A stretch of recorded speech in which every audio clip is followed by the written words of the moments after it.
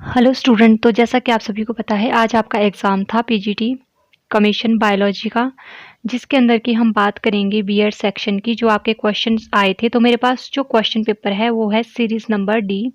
तो उससे रिलेटेड आज हम बात करेंगे कि आपके कौन-कौन से क्वेश्चंस आपके आए थे। तो फर्स्ट क्वेश्चन क्या है आपका, which committee was appointed to suggest improvement in the university education system. तो ये क्वेश्चन आपका रिपीटेड है, तो इसका जो राइट आंसर है वो है आपका हर्टॉग कमीशन। तो इस कमीशन को क्या कहते हैं, इसी कमीशन को हम कहते हैं द इंडियन यूनिवर्सिटी कमेटी के नाम से भी इसको जानते हैं। और ये 1929 को जो है आपका एस्टेब्लिश हुआ था। नेक्स्ट है आपका, the foundation of modern education system in India was led by. तो मॉडर्न एजुकेशन सिस्टम जो भारत का है, उसका जो फाउंडेशन है वो क्या है, तो इसका राइट आंसर है आपका मैकॉले मिंटे ऑफ 1835। तो ऑप्शन बी आपका यहाँ से राइट आंसर हो जाता है। नेक्स्ट क्वेश्चन है आपका, who said that education is man making. It is that by which character is formed, strengthen of mind is increase, intellect is expanded and by the which man can stand of his own feet. ये question भी आपका repeated है, तो ये विवेकानंदा जी की जो है statement है। नेक्स्ट है आपका, which statement is a true as per Buddhist philosophy. तो ये बुद्धिस्ट फिलॉसफी से आपका क्वेश्चन है। तो फर्स्ट है, maya is the root cause of all trouble. Second है, sorrow is the root cause of all trouble. Third है, birth and death are the cause of troubles, and the fourth है, getting involved in worldly persist is the cause of all trouble। तो इसका जो right answer है वो क्या है आपका, इसका राइट आंसर है option number D, only 2, 3 and 4 are true. तो इसके अंदर सेकंड क्या है, sorrow is the root cause of trouble. ये हमने पढ़ा था कि जो दुख है वही क्या है, हमारी जितनी भी समस्या है उसका कारण है। And the birth and death are the cause of trouble. तो जो हमारा जीवन और मृत्यु है वो भी क्या है, हमारा कॉज है ट्रबल का।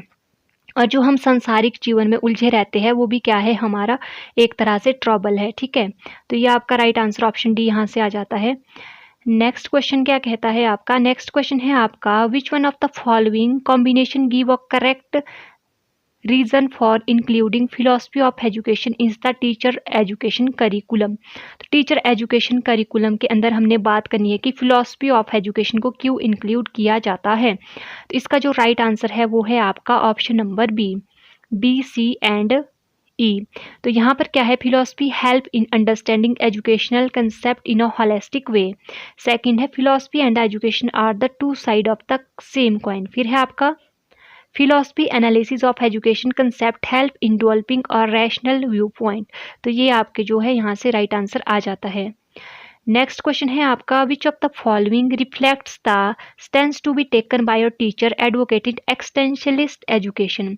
एग्जिस्टलिज्म की जब हम बात करते हैं तो इसके बारे में हमने पहले भी बात की थी। तो ये किस चीज़ की बात करते हैं, पर्सनल एंड सब्जेक्टिव की बात करते हैं।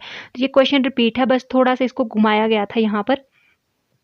नेक्स्ट है आपका, combination of both face to face and traditional classroom method with e learning is use to create a hybrid approach to teaching which is called. इसको हम कहते हैं ब्लेंडेड लर्निंग। तो ये क्वेश्चन भी मैंने आपको कहीं पर करवाया था, तो वहाँ पर भी मैंने ये चीज़ आपको बताई थी कि इसको हम क्या कहते हैं, ब्लेंडेड लर्निंग हम कहते हैं। Next is the dash is a women university. तो इसके अंदर जो राइट आंसर है वो है आपका ऑप्शन नंबर 1।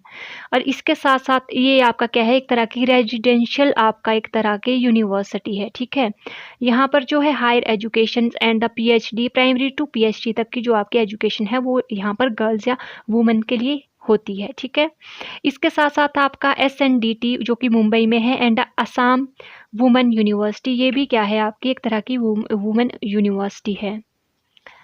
नेक्स्ट क्वेश्चन क्या है आपका, NUEPA is concern with. First है आपका एजुकेशनल सुपरविजन, सेकंड है एजुकेशनल यूनिटी, थर्ड है एजुकेशनल इवेलुएशन, फोर्थ है एजुकेशनल प्लानिंग। तो इसका जो राइट आंसर है वो है आपका एजुकेशनल प्लानिंग। इसके अंदर हम बात करते हैं the national institution of educational planning and administration. तो NUEPA की फुल फॉर्म क्या होगी आपकी, the national institution of educational planning and administration. तो ये किसके अंदर आती है, ये आती है ministry of human resources and development के अंदर। ये इंडिया के साथ साथ आपका साउथ एशिया भी इसके अंदर जो है उसको भी इंक्लूड किया गया है। तो यहाँ पर एजुकेशनल से रिलेटेड जो भी आपकी रिसर्च होती है, प्लानिंग होती है, वो सारी चीज़ें आपकी इसके अंदर आ जाती है। नेक्स्ट है आपका which of the following is not a principle of development. तो सेम रिपीटेड क्वेश्चन यहाँ पर देखने को आपको मिलेगा। तो इसका जो राइट आंसर है वो principle of proceeding from specific to general response. तो इसके बारे में भी हमने बहुत बार ही डिटेल में डिस्कस किया है। नेक्स्ट है आपका which of the following variable is continuous. तो इस क्वेश्चन में मुझे थोड़ा सा डाउट है, तो इसका हम जो आंसर है वो बाद में कमेंट करके बता देंगे जब आपकी फाइनल आंसर की आ जाएगी। नेक्स्ट क्वेश्चन है आपका द पाइनर ऑफ फंक्शनलिज्म इज। ये क्वेश्चन भी आपका रिपीटेड है, तो विलियम जेम्स, ठीक है, यहाँ से आपका राइट आंसर आ जाता है। नेक्स्ट क्या है, which is the most effective reinforcement schedule according to operant conditioning theory of learning for stable learning. तो ये क्वेश्चन भी आपका रिपीटेड है, इसके अंदर वेरिएबल रेशो रीइंफोर्समेंट आपका जो है आ जाता है।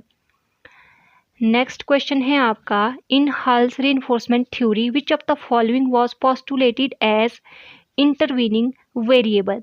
तो ये क्वेश्चन भी मैंने आपको करवाया है, तो इसके अंदर आता है हम एक्सीटेटरी पोटेंशियल।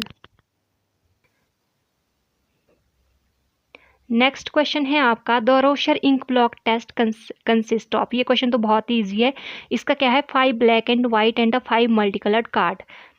ये तो गलत होना ही नहीं चाहिए आपका। नेक्स्ट है word describe a virtual classroom. तो learner using technology in a classroom environment led by a tutor. Second है और training courses done using YouTube tutorial. Third है online learning environment assist through the webinars. And the fourth है online live learning course. तो इसका जो right answer है वो है आपका ऑप्शन नंबर सी। नेक्स्ट है आपका the internship program in teacher education has been provide to help. ये क्वेश्चन भी आपका रिपीटेड है, इसके अंदर क्या आता है the student teacher in the training program, ठीक है।